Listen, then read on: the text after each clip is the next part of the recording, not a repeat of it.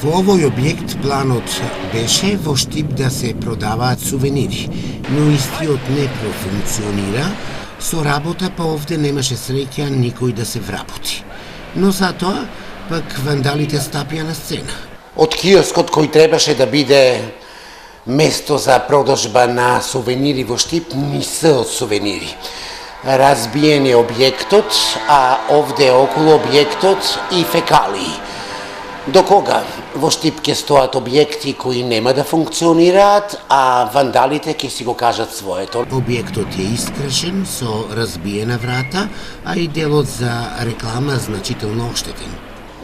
Има некој многу паметен. Оред ли е века? Не е уред. Тоа не чини ово што се крши. Па не е убаво, па. Оно се живо, кога се направи, треба да се отвори право, а не да го чуват така. Искршено е. Да.